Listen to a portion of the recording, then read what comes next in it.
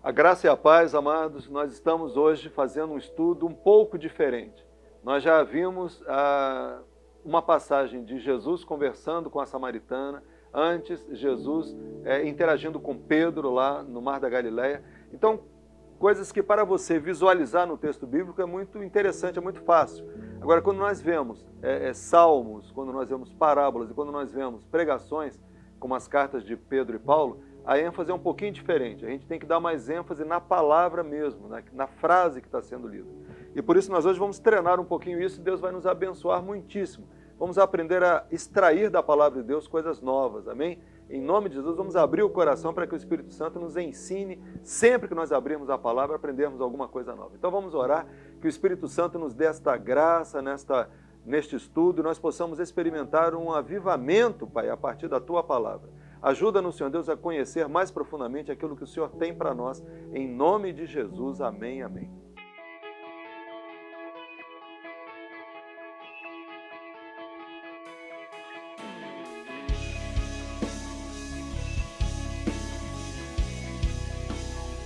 Amém, glória a Deus. Vamos, irmãos, hoje então Salmo 115, né? O texto é bastante conhecido e nós vamos ver a partir do verso 1, nós vamos vendo primeiro com quem ele está falando. Mas vamos lá. Não a nós, Senhor, não a nós, mas ao teu nome dá glória. O salmista está falando com Deus. Por amor da tua misericórdia e da tua fidelidade, por que diriam as nações, onde está o Deus deles? No céu está o nosso Deus e tudo faz como lhe agrada. Prata e ouro são os ídolos deles, obra das mãos de homens. Tem bocas e não falam, tem olhos e não veem, tem ouvidos e não ouvem, tem nariz e não cheiram, suas mãos não apalpam, seus pés não andam, som nenhum lhes sai da garganta. Tornem-se semelhantes a eles aqueles que os fazem e quantos neles confiam. Então nós vamos ver, meu irmão, na primeira etapa aqui, que nós temos uma comparação diante de Deus do salmista, que representa nós mesmos, e os gentios, aqueles que constroem ídolos, né? Ídolos que têm boca, mas não falam. Então, são ídolos construídos pelo homem, né? E o que é que existe de diferente? É que esses ídolos não precisam que você os tema. Eles não são Deus, eles não têm atitudes próprias, eles agem moldados pelos meus interesses. São ídolos que fazem aquilo que eu quero. Então, basicamente, o que ele está dizendo é o seguinte: se você quer tanto seguir um ídolo que você fabricou, que não tem personalidade, que não tem ideia, então seja como eles, faça também isso, né? Então há um contraste aqui entre o servo de Deus, o salmista, nós, e aqueles que criam ídolos, segundo as suas próprias invenções, né? No entanto, essa invenção humana, essa coisa que o homem cria, que o homem faz, quando você traz para os nossos dias, a gente vai ver que existem ídolos também e que o homem cria, mas que esses ídolos simplesmente não modificam em nada a sua vida, não resolvem nada. Eles estão começando no homem e terminando no homem, né? São coisas que não levam a uma mudança de vida. A partir do verso 9, ele apresenta a visão que nós temos de Deus. É bem diferente. Israel confia no Senhor, ele é o seu amparo e o seu escudo. A casa de Arão confia no Senhor, ele é o seu amparo e o seu escudo. Confiam no Senhor os que o temem. Ele é o seu amparo e o seu escudo. Ele está trazendo um Deus que age, um Deus que realmente faz diferença na nossa vida. Amém? Ele abençoa os que temem o Senhor, tanto pequenos como grandes. Ou seja, Deus abençoa. Estou lá no verso 13 agora. Salmo 115, verso 13. Deus abençoa pequenos e grandes. Não faz diferença para Deus qual é a tua condição, né? Ele simplesmente faz tudo como lhe agrada, como nós vimos lá no verso 3. No céu está o nosso Deus e tudo faz como lhe agrada. Ele é um Deus que tem personalidade, que tem ação e que nos ama, aleluias, que cuida de nós, né? Vamos agora para o verso 15. A gente vê: sede benditos do Senhor que fez os céus e a terra. O Senhor que nós estamos crendo não é um ídolo, ele é um Deus que criou tudo que há. No verso 14, a gente lê também: o Senhor vos aumente bênçãos mais e mais. Ou seja, as bênçãos do Senhor não são limitadas a um pacote. Deus te dá a bênção e pronto. Não, são bênçãos que vão sendo renovadas a cada dia, amém? Nós podemos estar sempre numa renovação, amém? Por isso que nós podemos falar de um reavivamento constante na vida daquele que ouve a palavra de Deus e a pratica. Porque ele recebe de Deus coisas novas todos os dias. Né? Não há um limite para o que Deus quer fazer nas nossas vidas.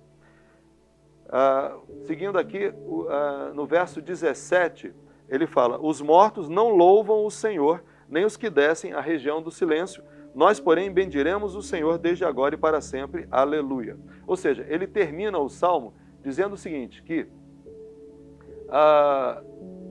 nós não somos mortos, nós somos vivos. Ele está dando a seguinte ideia: se você segue um ídolo de madeira, de prata ou de ouro, ele fala, os seus ídolos, né? Lá no verso 4 ele diz, prata e ouro são os ídolos deles, obra das mãos dos homens. Ou seja, você dá um valor a esse ídolo, você põe ouro e prata nesse ídolo, né? Mas esse ídolo não te dá nada. Você continua morto como a prata e o ouro são mortos. Eles por si mesmos não têm valor nenhum, né? Só tem valor quando você os usa. Então, na verdade, o que ele está dizendo é o seguinte, que nós devemos louvar ao Senhor. Aleluia, porque nós temos, aleluia, louvado seja Yahvé, né? Aleluia. Porque nós temos um Deus que é escudo e que age em nossas vidas, né? Deus tem todo o domínio nos céus e na terra porque Ele os criou. Então, nós podemos confiar nele. Confia Israel no Senhor, né? Confia os que temem ao Senhor, confia Israel no Senhor. Bom, agora, irmãos, nós vimos o que o texto disse. Vamos agora ver os porquês, a motivação, do ponto de vista do salmista, né? Do servo de Deus. Qual é a nossa motivação diante de tudo isso?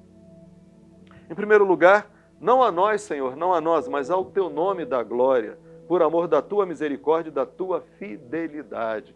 Como Deus é misericordioso, como Deus é fiel, nós então podemos entender que Ele deve ser adorado por isso. As pessoas devem lembrar que Deus é um Deus que age, que é misericordioso, que é fiel, e isso então é mostrado através das bênçãos que Ele nos dá.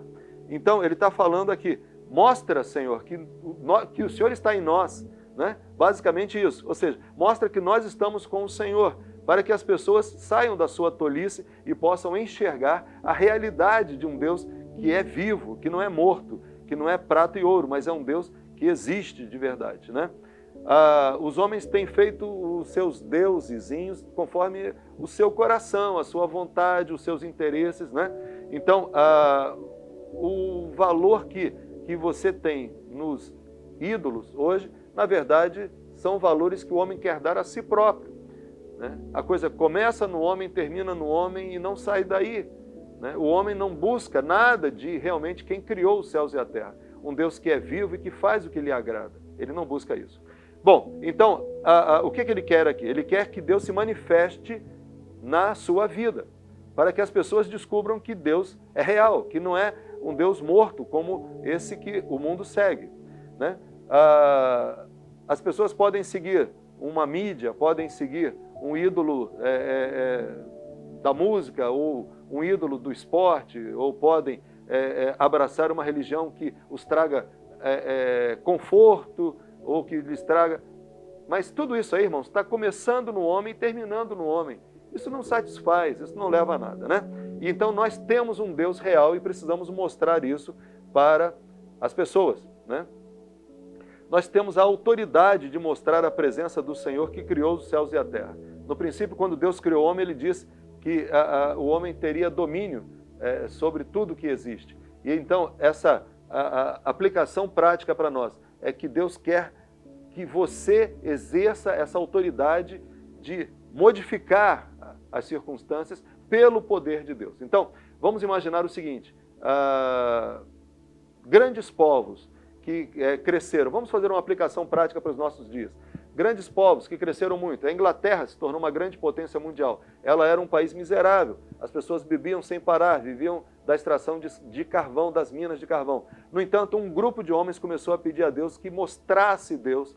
E aí então aquele povo levantou, houve um grande avivamento e levantou aquela nação, né? Estados Unidos também buscava de Deus que Deus se manifestasse através deles, e por isso então eles se tornaram uma grande nação. Né? Na medida em que esses homens também deixaram de buscar que a grandeza de Deus se mostrasse, eles foram ficando menores. Né? E nós temos Deus dentro de nós, podemos pedir, Senhor, mostra a tua grandeza através de nós. Amém? Nós temos o domínio para modificar esse mundo, para transformar a vida ao nosso redor. Amém? Então, irmãos, a aplicação prática para você. Sempre todo texto deve ter uma aplicação prática. Não há uma única aplicação prática num texto. Mas hoje vamos buscar essa aqui. Só demonstrando com poder a presença e a ação do Deus que há em nós, é que nós podemos atrair as pessoas para além do seu umbigo, além da sua vaidade, além do seu curtir a vida, além do seu viver para si próprios, e mostrar para eles que existe esse Deus que criou os céus e da terra e que é um Deus presente e atuante, que Ele está querendo agir na vida dessa pessoa também. Então nós precisamos, irmãos, falar, não a nós, Senhor Deus, mas por amor do Teu nome, mostra a Tua grandeza em nossas vidas, amém? Porque o Senhor é nosso escudo e nós podemos confiar em Ti. Então, irmãos, é muito tremendo você usar o texto da palavra para aprender o que o Senhor quer. E quando você se abre para o Espírito Santo, Ele vai te dar tudo aquilo que Ele está prometendo na sua palavra. Em nome de Jesus Cristo, Deus te abençoe rica e poderosamente.